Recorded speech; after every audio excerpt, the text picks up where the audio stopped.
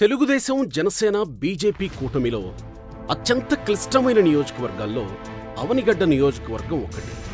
మూడు పార్టీలు ఈ నియోజకవర్గం విషయంలో చివరి వరకు నిర్ణయాన్ని ప్రకటించడానికి ఎదురు చూసినట్టే కనిపించింది. మొదటి నుంచి ఈ సీటు పొత్తులో జనసేనకు కేటాయిస్తారనే చర్చ ఉన్నప్పటికీ జనసేన అభ్యర్థి ఎవరు అనేదే అతిపెద్ద ప్రశ్నగా మారింది. ఎట్టకేలకు సుదీర్ఘ రాజకీయ చరిత్ర కలిగిన మండలి కుటుంబం నుండి మండలి బుద్ధప్రసాద్ టీడీపీని వీడి జనసేనలో చేరడంతో మిగతా ఆశావహులను పక్కన పెట్టి బుద్ధప్రసాద్కే టిక్కెట్టు ప్రకటించారు జనసేన అధినేత పవన్ కళ్యాణ్. ఇంతవరకు అంతా సజావుగానే జరిగినట్టు కనిపిస్తున్న అవనిగడ్డ జనసేనలో లోలోపల ఆందోళన పెళ్లుబికి బయట రోడ్ల మీదకొచ్చి మరీ బుద్ధప్రసాద్కు వ్యతిరేకంగా రంగులు మార్చే నాయకులు గోబ్యాక్ అంటూ రోడ్లపై నినాదాలు చేశారు జనసేన నాయకులు. ఈ బరువును మా భుజాల మీద మేము మళ్లీ మోయలేమంటూ వాపోతున్నారు. మరోవైపు జనసేన అధినేత పవన్ కళ్యాణ్ కూడా ఇష్టం లేకపోయినా కొంత పైనుంచి వచ్చిన సిఫార్సుల మేరకు కాదనలేక తప్పక కండువా కప్పారు తప్ప ఏమాత్రం పవన్కు ఈయన్ను పార్టీలో చేర్చుకోవడం ఇష్టం లేదు అనేది ప్రచారంలో ఉండడమే కాదు, కండువా కప్పుతున్నప్పుడు పవన్ కళ్యాణ్ ముఖ కవళికలు చూసిన ఎవ్వరికైనా తెలిసిపోతుంది. ఇదంతా ఎందుకు ఇలా జరుగుతుంది అని కాస్త లోపలికెళ్లి ఆరా తీస్తే మండలి బుద్ధప్రసాద్ కుటుంబం దశాబ్దాలుగా అవనిగడ్డను పాలిస్తున్నారు. కానీ అభివృద్ధి విషయంలో కనీస సౌకర్యాలు కూడా నియోజకవర్గంలో కల్పించలేకపోయారనేది అక్కడి ప్రజలు చెప్పుకొస్తున్నారు. కృష్ణా నది పక్కనే ఉన్న ఇప్పుడు నియోజకవర్గంలో నీటి కరువు తాండవిస్తోంది. నాగాయలంక కింది గ్రామాల పరిస్థితి మరీ దారుణం. కనీసం రోడ్డు కనెక్టివిటీ ఉండదు.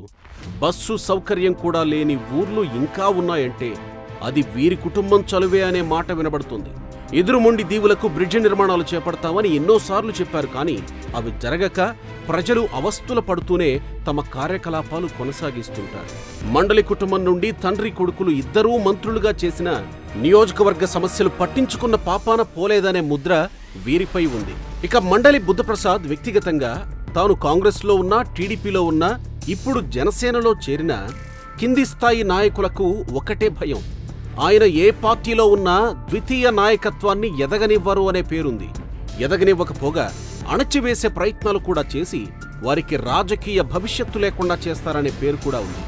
ఇక్కడ కొసమెరుపు ఏంటంటే నిన్న మొన్నటి వరకు టీడీపీలో బుద్ధప్రసాద్ వద్ద ఎమడలేక జనసేనలోకి వెళ్లిన ద్వితీయ శ్రేణి నాయకులంతా ఇప్పుడు మళ్లీ ఆయన జనసేనలోకి వచ్చి అభ్యర్థి కూడా తానే కావడంతో వారంతా తలలు పట్టుకుంటున్నారట. మళ్లీ మా భుజాల మీద మోయాలా అని లోలోన మదన పడుతున్నారట. తండోపతండాలుగా రోడ్ల మీదకు వచ్చి రంగులు మార్చే నాయకులు గోబ్యాక్ అంటూ నినాదాలు చేయడం కూటమి నాయకులను కలవరపాటుకు గురిచేసిందట. ఇక దీనికి తోడు టీడీపీ మొదటి లిస్టులో 99 మందితో చంద్రబాబు ప్రకటన చేసినప్పుడు ఆ లిస్టులో బుద్ధప్రసాద్ తన పేరు లేకపోవడంతో లిస్టు ప్రకటించిన కొద్ది గంటల్లోనే టిక్కెట్టు రానందుకు మహదానందంగా ఉంది, పంజరంలో చిలుకకు స్వేచ్ఛ వచ్చినట్టుంది, డబ్బే రాజకీయాలకు ప్రధానమైపోయింది, నాబోటివాడు ఎన్నికల్లో నిలబడాలని భావించడం కూడా సమంజసం కాదని వైరాగ్యం వల్లవేసిన ఇదే బుద్ధప్రసాద్ ఇప్పుడు డబ్బు లేకుండా ఎలా రాజకీయాలు చేయాలని పార్టీ మారి సిఫార్సులు చేయించుకుని టిక్కెట్టు ఇప్పించుకుని మరీ పోటీ చేయబోతున్నారు. ఏ స్వేచ్ఛ దొరికిందని పార్టీ మారి టీడీపీలోకి వచ్చిన అవకాశం ఇచ్చి అసెంబ్లీలో గౌరవప్రదమైన స్థానాన్నిచ్చి గౌరవించిన పార్టీని కాదని మరో రాజకీయ పార్టీలోకి వెళ్లారు. మహదానందం వద్ద బుద్ధప్రసాద్కు అని నియోజకవర్గం జనం చెవులు కొరుక్కుంటున్నారు.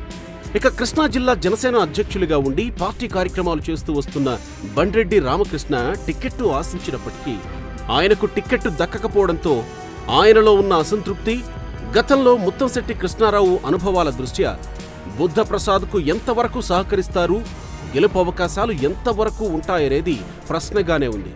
అటు వైసీపీ నుండి సిట్టింగ్ ఎమ్మెల్యేపై తీవ్రమైన వ్యతిరేకత ఉన్నా మళ్లీ ఆయనకే వైసీపీ టిక్కెట్ ఇవ్వడంతో కూటమి గెలుపు నల్లేరు మీద నడకే అనుకుంటున్న తరుణంలో హఠాత్తుగా మళ్లీ బుద్ధప్రసాద్కే కూటమి టిక్కెట్టు ప్రకటించడంతో చేసేది లేక చేతులు కాల్చుకుంటుందా కూటమి అన్న చర్చ అవనిగడ్డ నియోజకవర్గంలో కూటమి అభ్యర్థిపై జరుగుతోంది.